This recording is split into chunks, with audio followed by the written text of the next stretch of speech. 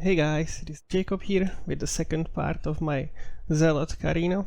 In the beginning I will show you the build, I will show you the damage of the build, and in the end I will show you a map and I will show you Time Mark 7 Realm Lord. So the damage of the build in farming setup is around 1 bill when you get stacked. But on bosses you basically swap to your damage pact spirits automatically and you set it like that, and the damage goes to around 2 bill. That's with my current setup. With more budget options, like with the most costly item is the Bow of Endless Dusk. If you want to buy it, it's around 150 FEs. But if you farm it yourself, you can get it for free, basically, right? So yeah, that's 100% increase in damage once you get it.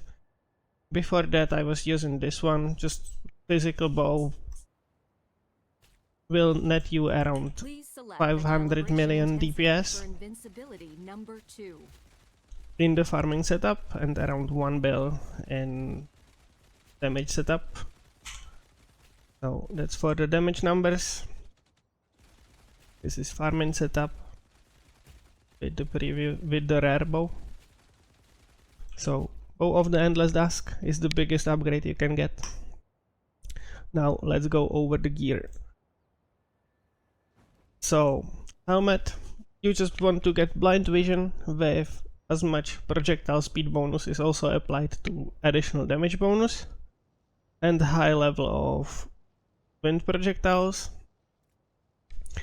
And then if you struggle with resistances and you get more stars or legendary aptitude on items, you can craft like resistances that you are missing in the build, so use that crafting. You just go to the NPC and craft it, or you can actually craft it from inventory. Just press this, target processing, choose the item you want to craft on and just craft the resistance that you are missing on it. On these items it costs the green dusts or ground quartz, so that's really cheap. Just craft the resistances that you are missing to cap yourself out. That's it. So blind vision, then I'm using 4-piece set to get more resistances from this. Not necessary, so 2-piece would be enough to keep your damage, but getting 15 all res is nice to have if you struggle with that. I'm capped, like, yeah, that helps me cap it basically. So set amulet, set belt. You can also craft on those if you have legendary aptitudes on those, like I have on my gloves. So resistances and resistances on the ring as well. So that's my 4-piece set: amulet, belt, gloves and ring. Then the second ring is kaleidoscope.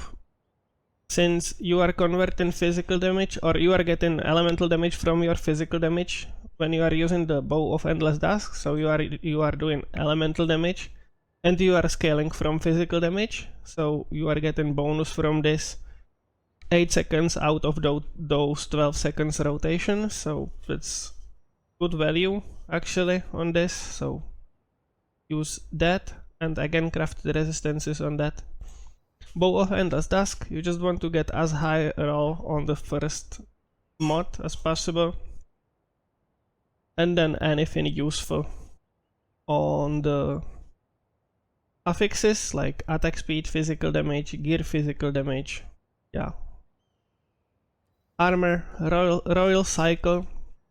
It reduces your elemental damage, but then it gives you additional elemental damage based off your stats. So swapping to this armor gave me around 70% more damage, and you can start scaling your stats like strength and dexterity, because the skill scales from strength and dexterity. So yeah, the more you get of each, or the more you get of one of those, the more value you will get from this armor. and then again the resistances. For the boots, just get some with movement speed. I did not really bother with this piece, just movement speed and some resistances. And that's it for the gear. For passives, I've continued the build from the previous video, from the part 1. So I will just go through them quickly. So looks like this. I'm scaling life and attack speed. Getting rushed and perception here. In marksman, looks like this. I'm going to finish this later on, just to get more HP. On Gale and Rebirth with 1 stone.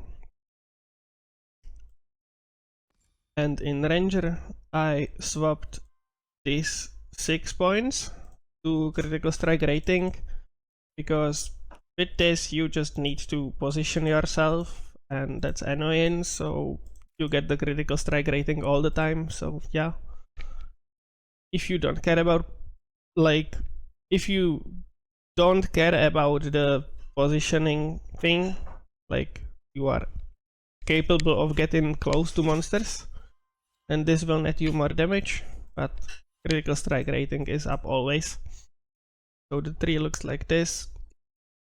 I ended up taking some sealed mana nodes here, just to be able to run all my auras.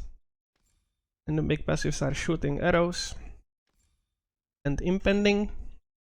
For the statue of the god, I did not bother at all, I've just used whatever dropped. So I will not be going through that.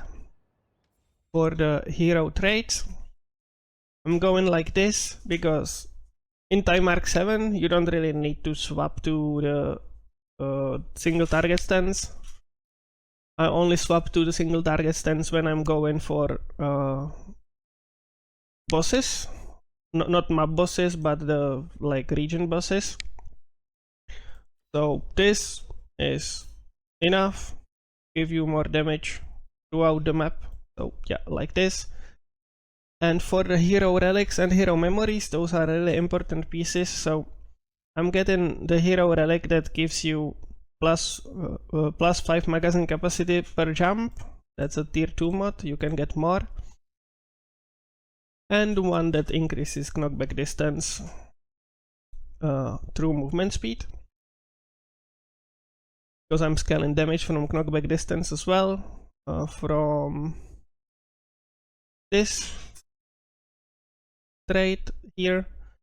And on the memories, since we are using this trait, the Endless Frenzy, which gives you a knockback when you are shooting, you really want to get a memory with the mod that says knockback direction is reversed. So what that mod does is, when you are in your clear stance, the fast one, and you start shooting, you start jumping forward. Without the relic, it is unplayable, because you knock yourself back, and that's terrible, and you can't even move forward with that. So using this, and the clear is really fast with that. And on the other two, just +1 jump and +1 jump to get more ammo, and then scaling from heat up. So that's that for skills.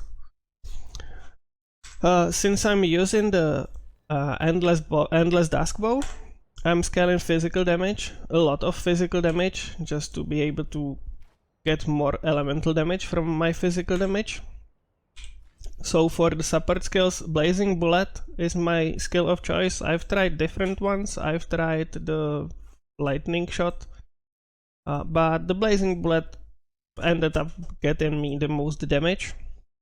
So Blazing Bullet, projectile penetration, then added physical damage, Tendon Slicer for additional physical damage, and then Elemental Impact gives you elemental damage.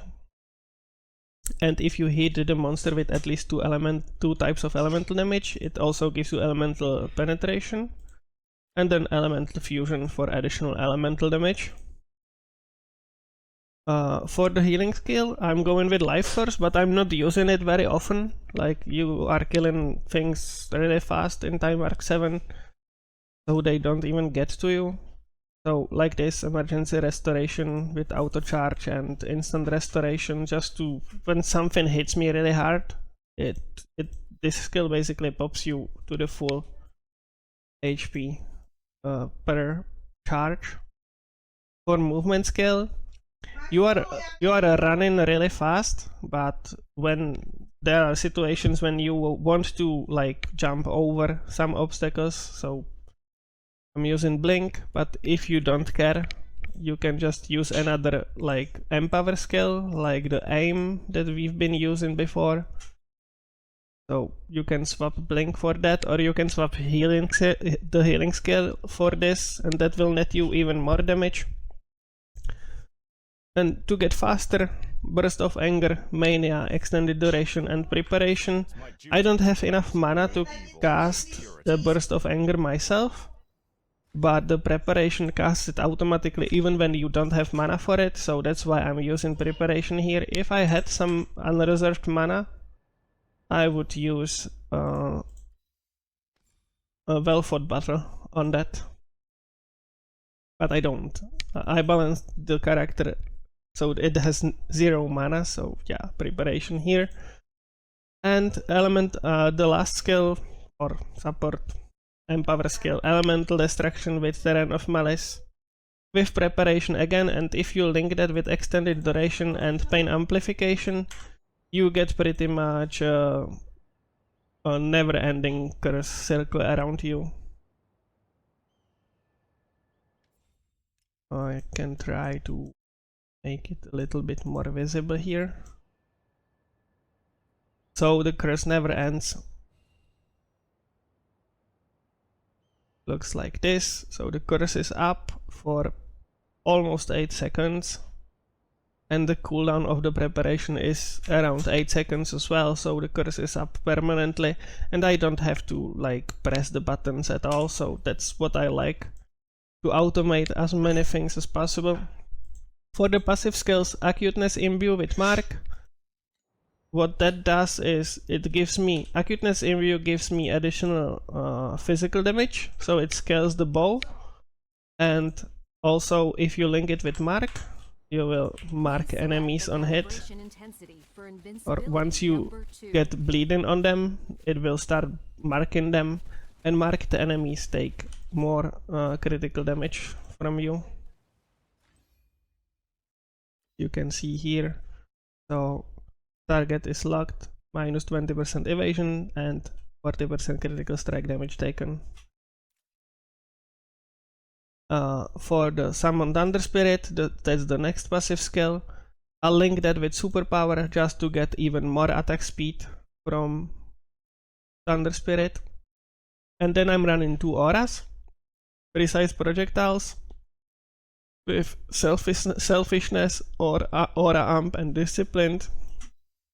I mean,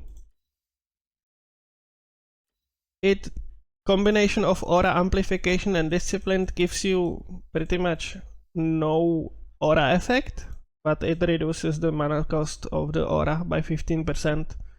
Because discipline reduces the aura effect, aura amp increases it by pretty much the same amount, but the aura costs less when you use these two links. Selfishness, 38% aura effect.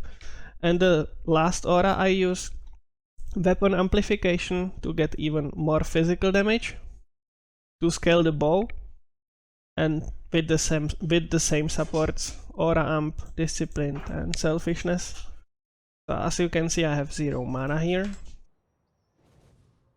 That's for the skills. Now for the map clear, if I run like some random map here, let's take this one. The clear is really fast, you just start your clockworks and you start clearing. I'll need some time. Conflicts carry the weight of both honor and shame. And what the like clear instance does, it per stack of heat up you are getting more movement speed.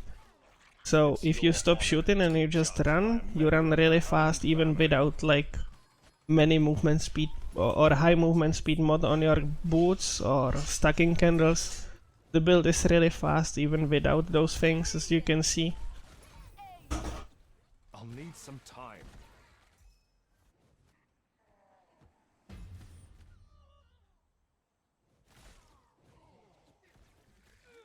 Let's do the last here and just finish the map.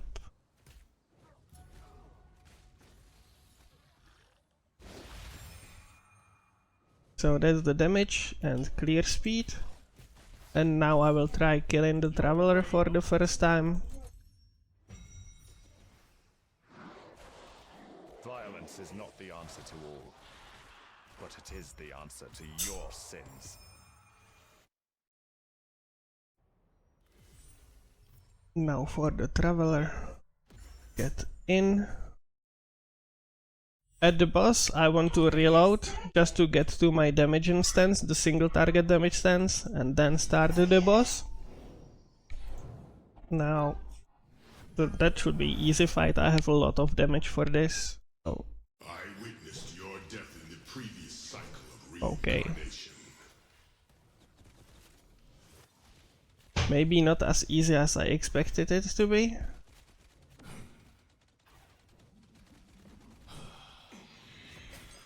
Yeah, he's starting getting damage. You need to get your heat up stacks basically up to be able to deal a lot of damage.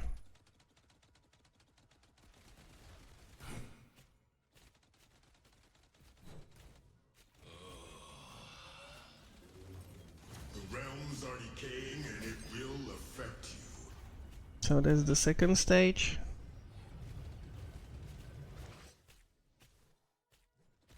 I watched you struggle, although it was meaningless when placed on a greater scale.